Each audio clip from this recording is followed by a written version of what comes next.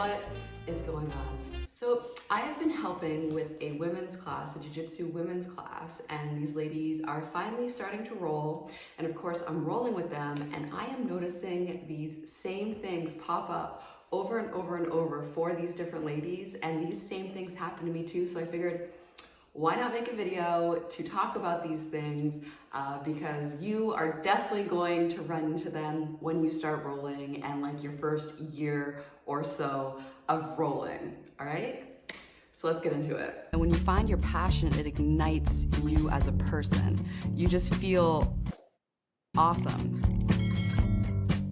All right, when you first start rolling, this is what's going to happen. It's going to be the end of class and your coach is going to be like, all right, start the timer, everybody pair up, start rolling. And everybody's gonna pair up and you're going to be looking around, and if there's an odd number, chances are you're probably going to be the one sitting out, okay? So there's a way to combat this. I mean, when I first started, there were so many times where I was sitting out on the sidelines and I was feeling like I was in middle school again, you know, like overweight with acne and nobody wanted to dance with me. Like that is what it may feel like to you. But here's what you can do.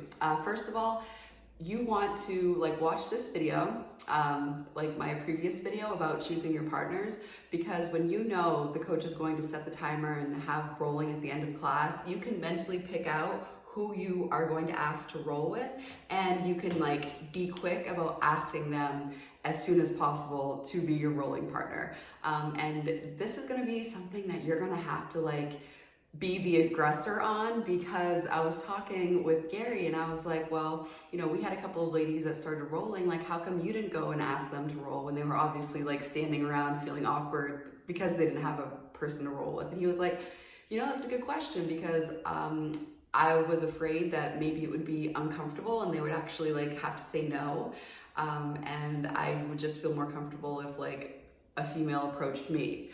So there you have it, ladies. Like if you want to feel comfortable in picking partners and feel comfortable like you're one of the other people rolling and that you're included and you're not sitting out like the odd person out, definitely be fast about and bold about asking people to roll, and don't be shy.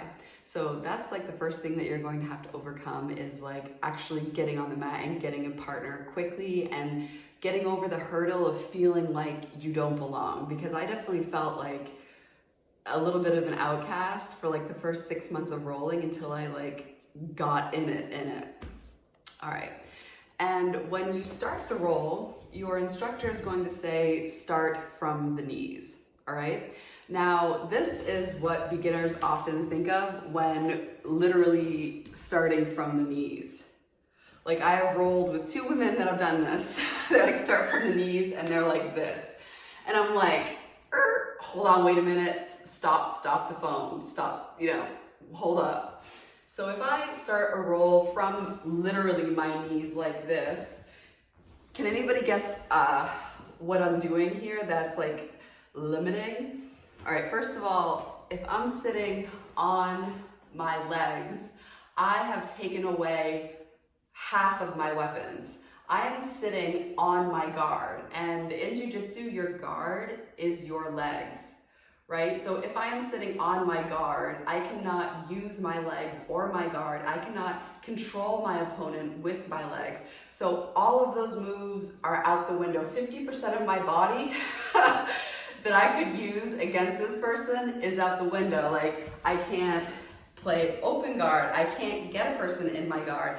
I can't, you know, get into a leg lock position. I can't triangle them. I can't armbar them. Like all of these jiu-jitsu moves require your legs. So if you start the roll sitting on your assets, which like sitting on your guard, which is your legs, like you're already at a disadvantage.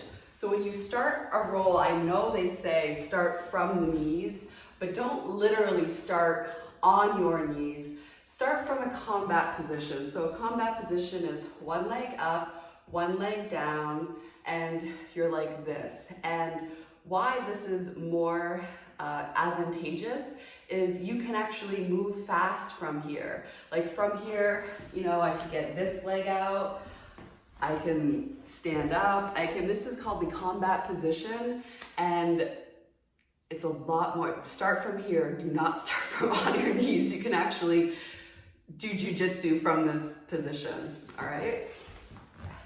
All right. Now,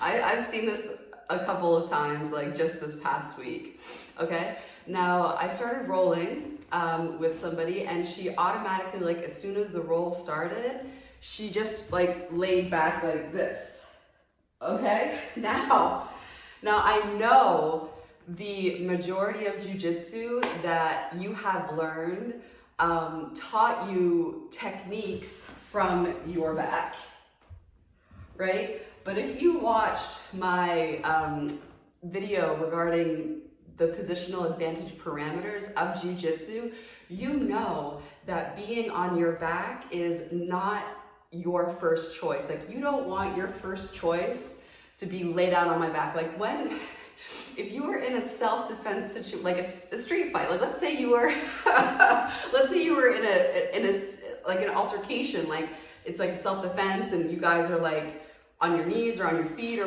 whatever have you, like would your first move ever be no? Like, if I was in a fight, I would not just lay down. Like, you ever see that in the UFC? Like, ladies, do not.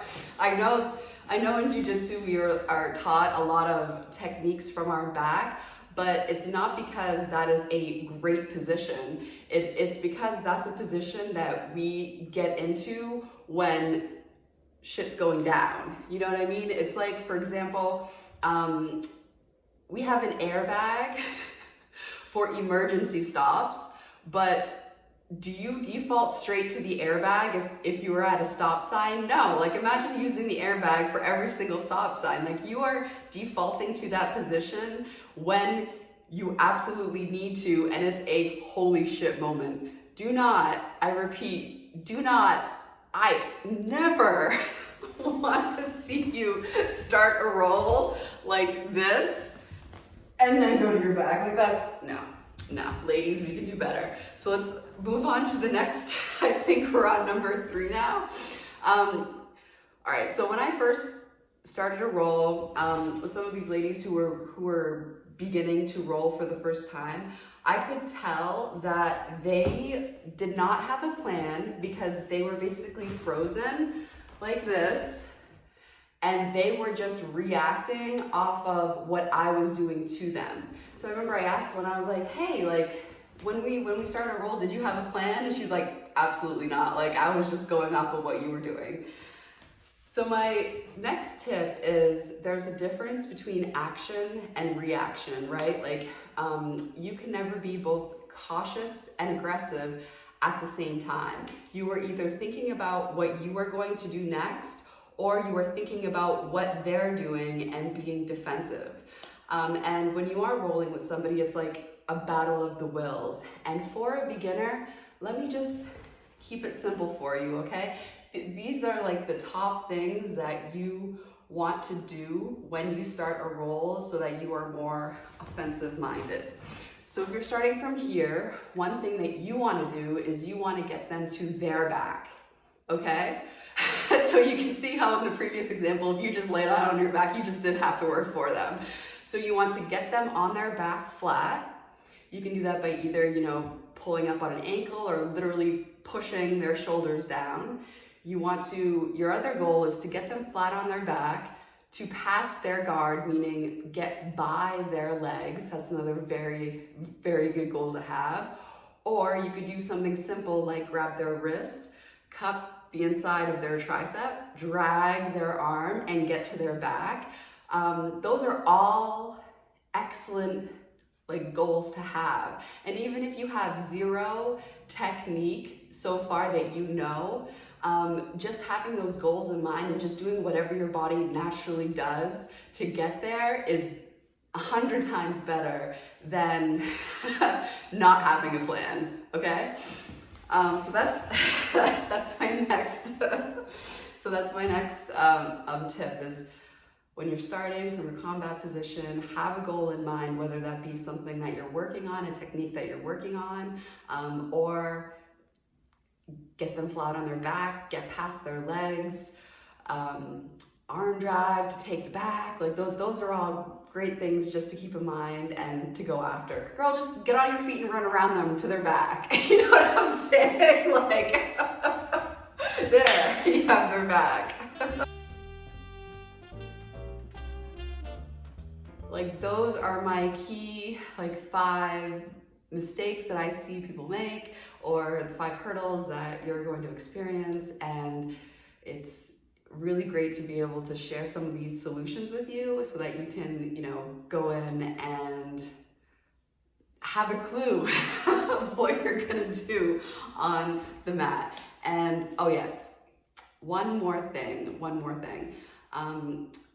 I was speaking with one of the ladies, and she was told me that she was scared when she first started rolling because she didn't want to get injured. Definitely watch this video. I talk about the different, as a beginner, I talk about what to look for when you are rolling in terms of what submissions and when you are in danger and when to tap and how to tap. So it's definitely very useful. All right, so thank you so much for watching, and until next time.